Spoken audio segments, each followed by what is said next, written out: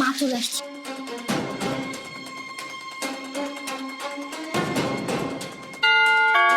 হ্যাঁ মা, আসছি।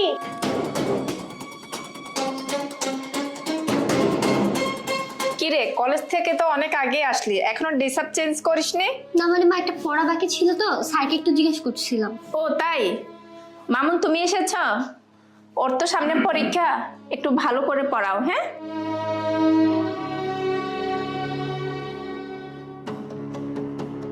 আল্লাহ গো, একটু হলে ধরা পড়ে যেতাম স্যার।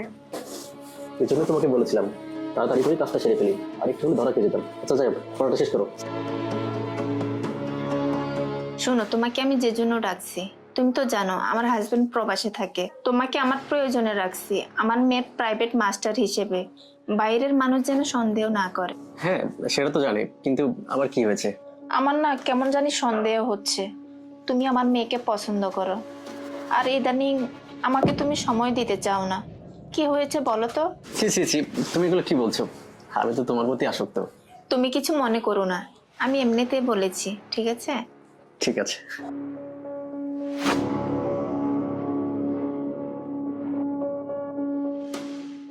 শোনো না, তোমার আম্মু চলে আসবে, চলো আমার কাজটা সেরে ফেলি। না, আপনার সাথে আমার কিছু কথা আছে। আর এই কথা তো পরেও শোনা যাবে। আচ্ছা ঠিক আছে, কি বলবে বলো। না মানে, আমি বলতে চাচ্ছিলাম যে আপনার সাথে কি আমার মায়ের কোনো সম্পর্ক আছে নাকি? আরে কি সব উল্টাপাল্টা কথা বলছো তুমি? দেখেন, আমি আমার মায়ের মধ্যে এমন কিছু ফলো করেছি, তার জন্য আমি আপনাকে এই কথাটা জিজ্ঞেস করেছি। দূর বুক, আমি কি উল্টাপাল্টা প্রশ্ন করছি? আচ্ছা পড়ো তো, এটা দেখো তুমি এটা। আচ্ছা ঠিক আছে, বলছি। মোম হলো বিভিন্ন হাইড্রোকার্বনের মিশ্রণ। হাইড্রোজেন এবং কার্বন মিলে গঠিত জৈব যৌগিক হলো।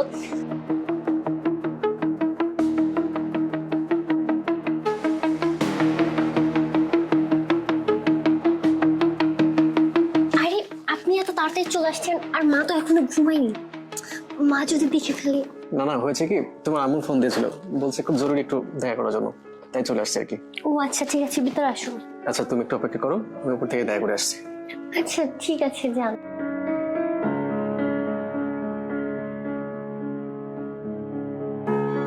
কি ব্যাপার, মা স্যারকে এত রাতে ফোন করেছে? কিসের জন্য ফোন করেছে কিছু বুঝতে পারছি না। তুমি কেমন আছো? ও আচ্ছা আচ্ছা, ঠিক আছে। ও তুমি এসেছো? আচ্ছা ঠিক আছে, এখন আমি ব্যস্ত আছি, পরে কথা বলবো। হ্যাঁ, বসো বসো, তোমার জন্যই আমি অপেক্ষা করছি। তাই নাকি? হ্যাঁ। তা কি খবর বলো?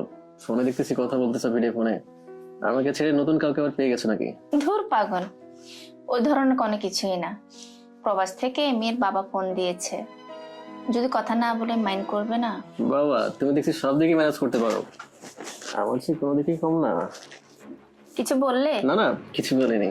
তুমি আজকে আমার সাথে সারা রাত থাকবে। সারা রাত থাকতে হবে? সকালে যেতে হবে? আচ্ছা কোনো ঝামেলা হবে না তো? মানুষ যদি জানাজানি হয়ে যায়? আর ধুর, আমার এই 4 দেয়ালের মাঝে কেউ আসবে না, আর কেউ জানতেও পারবে না।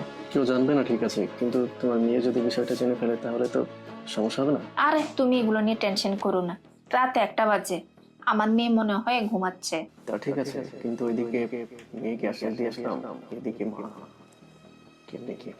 আচ্ছা ঠিক আছে, আমি ফ্রেশ হয়ে আসছি। আচ্ছা ঠিক আছে। মার রুমে এত রাতে স্যার গেল, কি করছে এত সময়?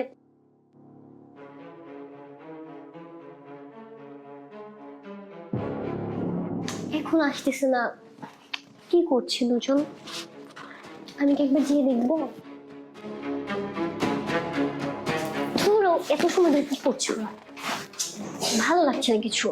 আর স্যারও মা বলছে সাথে সাথে চলে আসলো এত রাতে, তার মাথায় কোনো কমন সেন্স নাই নাকি? বুঝলাম না।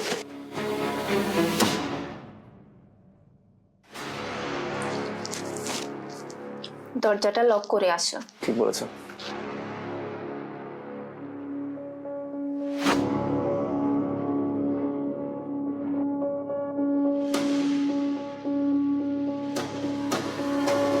মা, মা, তুমি কি ঘুমিয়ে পড়েছো?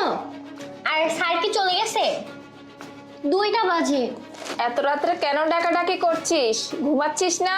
স্যারকে ডেকেছিলাম, বেতন দেওয়ার কথা ছিল তো, বেতন নিয়ে স্যার চলে গেছে। ঘুমা। আচ্ছা ঠিক আছে মা, ঘুমাচ্ছি, কিন্তু স্যারকে তো যেতে দেখলাম না, তাই আর কি জিজ্ঞাসা করলাম। আচ্ছা আমি যাচ্ছি রুমে। চলে গেছে, এত ভয় পেও না তো, ঘুমাও। আরে ঘুমাবো ঠিক আছে, কিন্তু আসছি তো রোমান্স করতে, একটু রোমান্স না করলে কি আর ঘুম আসবে? যে করে হোক এখান থেকে পালানোর ব্যবস্থা করতে হবে, না হলে ওরে কি জবাব দিব। যাই হোক, একটা ভান করি। কি ভাবছো তুমি? না না, তেমন কিছু না। আরে এত রাত্রে কে ফোন দিল? হ্যালো, কি কি হয়েছে? কি কি অ্যাক্সিডেন্ট করছে? আচ্ছা আচ্ছা ঠিক আছে ঠিক আছে, আমি এখনই আসছি, এখনই। শোনো না, আমার না একজন আত্মীয় অ্যাক্সিডেন্ট করছে, আমাকে এখনই যেতে হবে। কি বলছো তুমি? হ্যাঁ। এই সময় চলে যাবে? তুমি তো নিজেই শুনলে, আমি যাই। হ্যাঁ এই শোনো, না গেলে হয় না।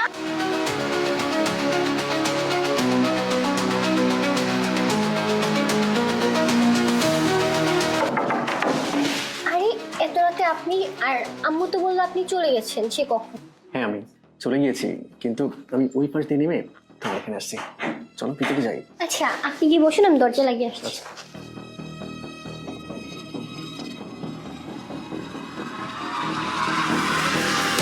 আচ্ছা আপনাকে একটা কথা জিজ্ঞেস করবো, সত্যি করে বলবেন। হ্যাঁ বলো, কোনো সমস্যা নেই। মা আপনাকে এত রাতে কেন ডেকেছিল? ওই যে আমার কিছু টাকা লাগতো, তো আমি ফোন দিয়েছিলাম, তো বলছে ঠিক আছে, বিদেশ থেকে টাকা আসছে, তুমি নিয়ে যাও। বলো তো এই কারণে আসছিলাম আর কি। দেখেন আমরা তোকে অনেক ভালোবাসি, আমি আপনাকে ছেড়ে বাঁচবো না, আপনি ওকে কখনো ছেড়ে যেন না। হ্যাঁ হ্যাঁ, আমি বুঝতে পারছি তুমি আমাকে অনেক ভালোবাসো, আর তাছাড়া তোমার মা এখানে জেগে আছে। আচ্ছা তুমি কান্না করো না, তোমাকে ছাড়া আমি কোথাও যাবো না, তুমি তো শুধুই আমার, আর আমি শুধুই তোমার। এই যে দেখো এটা।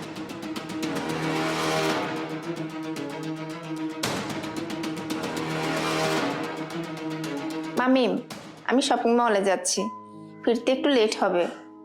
আর শোনো, তোমার পড়া শেষ হলে তুমি কলেজে চলে যাবে, ঠিক আছে? আচ্ছা মা, ঠিক আছে তুমি যাও, আমি সময় মতো চলে যাব। যাক ভালোই হয়েছে, মা তো চলে গেছে, আর মার আসতে অনেক দেরি হবে। আজকে আমি কলেজে যাব না, আজকে সারাদিন আপনাকে আমি সময় দিব। এই তো কিউট গার্ল, তাহলে চলো দেরি না করে শুয়ে পড়ি। আচ্ছা ঠিক আছে চলো। আরে না না, এখানে না, উপরে চলো। সরি।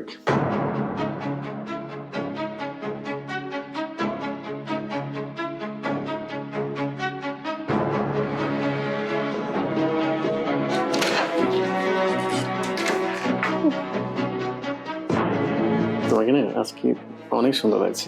তাই নাকি? দেরি না করে কাজটা শুরু করি না?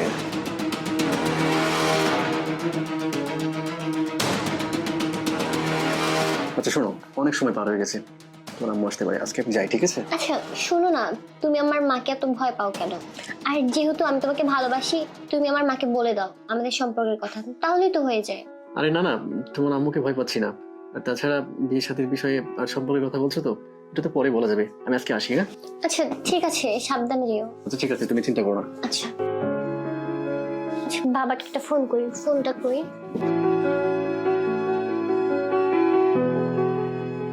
হাবিবি আজা ইলিনা আবার এই সময় ফোন দিল কেন রে? ও হ্যালো, আরে ভাইব্রেশন করে রাখছিলাম তো, বুঝতে পারিনি কাদের সময়। তোমার সাথে আমার গুরুত্বপূর্ণ কিছু কথা আছে। আচ্ছা কি গুরুত্বপূর্ণ কথা বলো তো দেখি। আচ্ছা আচ্ছা আচ্ছা আচ্ছা ঠিক আছে, এক সপ্তাহের মধ্যে আমি ব্যবস্থা করতেছি, দেখি কফিনের সাথে আলাপ করে দেখি। আচ্ছা রে বাবা, আমি জামানে। আচ্ছা রেখে দিলাম। আচ্ছা ঠিক আছে বাবা, রাখছি। আরে এমন গুরুত্বপূর্ণ বিষয় যে 7 দিনের ভেতর যাওয়া লাগবে, মেয়ে তো এভাবে কখনো ফোন করে না। আচ্ছা যাক, সামনে মাস হতে এমনি যাইতাম, দেখি কপিলের সাথে কথা বলে যাওয়া যায় নাকি। আমার যাওয়া তো লাগবেই।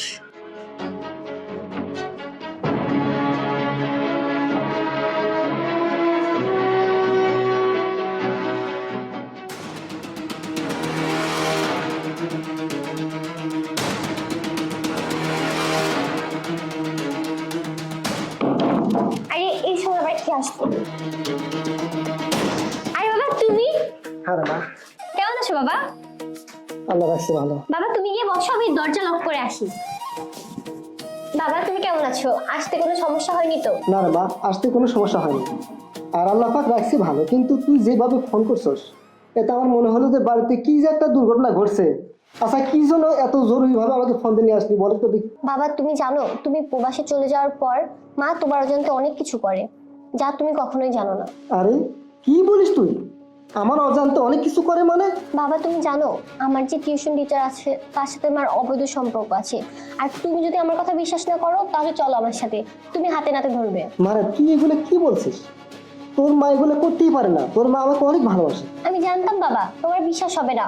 চলো উপরে চলো, ওরা এখনো উপরে আছে, আর তুমি হাতে নাতে ধরলে তোমার বিশ্বাস হবে। চলো বাবা।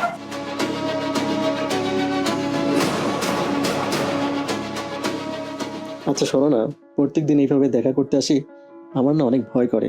তাছাড়া আমার মনে হয় কি জানো, তোমার মেয়ে মনে হয় আমাদের সন্দেহ করে। আর ধর, তুমি এসব কি বলছো?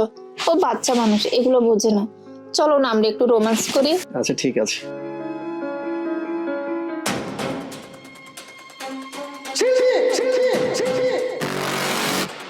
আমার বাসায় এগুলো কি হচ্ছে? তুমি কখন আসলে? হ্যাঁ আমি। কেন আমি আসাতে তোমার খুব প্রবলেম হয়ে গেছে নাকি? দেখো বাবা দেখো, এবার তো তোমার বিশ্বাস হলো। তুমি তো আমার কোনো কথা বিশ্বাস করনি। ছি মা ছি, তুমি যে আমার মা, তোমাকে মা বলতে আমার ঘৃণা করছে। আর তুমি আমার কথাটা শোনো। চুপ কর। তুই আমাকে কি বুঝাবি?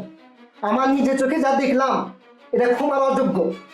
আরে তোর সুখের জন্য আমি দেশের মাটি ছেড়ে বিদেশের মাটিতে এত কষ্ট করে আমি কর্ম করি, কাজ করি। আমি তোকে বুঝতে দেই না যে এত কষ্ট হচ্ছে। আর তোর কোনো চাহিদা আমি কখনো রাখি না। তুই যখন যা চাইছো তাই আমি দিয়েছি। তোর টাকা পয়সা গয়না যা কিছু লাগে কোনো কিছুতে কমতি রাখি নাই। আর তুই কি করছিস? তুই বাড়িতে থেকে বিলাসিতে মত হয়ে আসিস, এমনকি তুই পরকে লিপ্ত হয়েছিস। আরে তোকে ভালোবেসে বিয়ে করছিলাম, তোর সুখের জন্য এত কষ্ট করলাম, তুই একটু বারো ভাবলি না? আরে তোকে এত বিশ্বাস করেছিলাম যে আমার মেয়ে তোর কথা বলছিল কিনা বিশ্বাস করি। আমি মনে করছিলাম যে আমার স্ত্রী আমাকে খুব ভালোবাসে। আজ এই ভালোবাসার ফল না? আর তুই কি মনে করেছিস? হ্যাঁ, মেয়ের টিউশন মাস্টারের সাথে তুই পরকিয়া করবি, এগুলো দৃশ্য দেখার পরেও তোকে আমি এই বাড়িতে আমি থাকতে দেবো মনে করছিস? হ্যাঁ, তোর সাথে আমার সংসার করা আর মোটেও সম্ভব না। তুই এই মুহূর্তে আমার সামনে থেকে এই বাড়ি থেকে বের হয়ে যাবি। আর মাস্টার সাহেব আপনাকে বলছি, মাস্টার কিভাবে হয়েছেন? আপনি শিক্ষা দীক্ষা করেন নাই? হ্যাঁ, আরে মাস্টার শিক্ষক তাকে বলা হয় যে মনুষ্যত্ব গড়ায়, যে আদর্শ গড়ায়, যে মানুষ বানায়। আর আপনি কি করছেন? হ্যাঁ, মেয়ের মার সাথে মানে ছাত্রী মার সাথে আপনি পরকে লিপ্ত হয়েছেন। এটাই কি আপনার শিক্ষা? হ্যাঁ মাস্টার সাহেব, যাবার আগে আমার একটা কথা শুনে যান। আজকে যে দৃশ্যটা আমি দেখলাম, এই দৃশ্য দেখার পরে কোনো ব্যক্তির মস্তিষ্ক ঠিক থাকতে পারে না। আপনাকে যদি আমি কেটে টুকরো টুকরো করে ফেলতাম তারপরেও মনে রাগ মিটতো না। কিন্তু মাস্টার হিসেবে, শিক্ষিত মানুষ হিসেবে আমি ক্ষমা করছি। শোনেন, ভালো হয়ে যান। একটা কথা স্মরণ রাখবেন, আমার স্ত্রীর সাথে যে কর্মকাণ্ডগুলো করছেন এটা যদি আপনার স্ত্রীর সাথে কেউ করতো কেমন লাগতো? হ্যাঁ, আপনার মতো দুশ্চরিত্রবান শিক্ষক যদি এই সমাজে থাকে তাহলে এই সমাজটা ধ্বংস হয়ে যাবে। আর আল্লাহর কাছে আমি দোয়া করি এরকম দুশ্চরিত্রবান শিক্ষক যেন এই সমাজে না হয়। যান, বের হন এখন থেকে। দাঁড়াও বাবা, ওনার সাথে আমার কিছু কথা আছে। বাহ মিস্টার মামুন, বাহ, আপনি তো ভালো খেলা দেখালেন। আরে জানোয়ার বাচ্চা, আমি তো তোকে বিশ্বাস করছিলাম, ভরসা করছিলাম। তুই যখন যেটা বলছিস আমি তখন সেটা করছি। আরে তোর জন্য আমি কি করিনি? হ্যাঁ, তুই আমার বিশ্বাস নিয়ে এইভাবে খেলালি। ছি, তোর মতো নরবশুকে আমি ভালোবাসছিলাম। যেই ছেলে আমাকে ভালোবাসার প্রবণ দেখে আমার সবকিছু লুটে নিয়ে আমার মায়ের সাথে পরক্রিয়া করছে, তার সাথে তো আমি কোনো সম্পর্ক রাখবো না। বের হ আমার কাছ থেকে, এক্ষুনি বের হ। আচ্ছা আমি, শোনো না, আসলে আমার কোনো দোষ নাই, তোমার আম্মাই আমাকে আসলে জোর করেছে। আচ্ছা ঠিক আছে, আমি মানলাম আমার মা অপরাধ করছে, কিন্তু তুই তো পারতি প্রতিবাদ করতে, কিন্তু তুই করিসনি।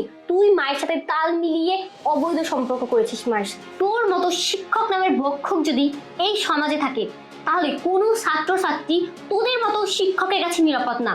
তাই তোকে আমি ভালো ভালো বলছি, আমার বাসা থেকে বের হয়ে যা, আমি কোনো পদক্ষেপ নেওয়ার আগে। কি ব্যাপার, তুই এখনো দাঁড়িয়ে আছিস? বের হ আমার বাসা থেকে, বের হ। ভাই তুই দাঁড়িয়ে আছিস কি জন্য? হ্যাঁ হ্যাঁ, বারো দেখো তোর নাগর তো বাইরে হয়েছি, তোর নাগরের সাথে যা যা আমার ভুল হয়ে গেছে। বের হ থেকে। মারে একটা কথা স্মরণে রাখিস, যদি সৎ পথে চলিস তাহলে সব জায়গায় তো শান্তি হবে, আর যদি অসৎ পথে চলিস তাহলে কোথাও ঠাই হবে না। তোর মা যেরকম হলো, দেখ তাকে এত ভালোবেসে তাকে এত কিছু দিছি, যখন যা চাইছি তাই দিছি, তারপরে কিন্তু আর কর্মের জন্য কিন্তু আমি রাখতেই পারলাম না, শেষ পর্যন্ত তোর মাকে ঘাট ধাক্কা দিয়ে বের করে দিতে বাধ্য হলাম। মারা তুই এমন কিছু করিস না যাতে তোর পরিণতিও তোর মার মতো হয়। তুই উচ্চ শিক্ষায় শিক্ষিত হয়ে নিজের জীবন আলোকিত করবি, সমাজকে আলোকিত করবি, পারবি না মা? হ্যাঁ বাবা, আমি অনেক বড় ভুল করে ফেলেছি বাবা।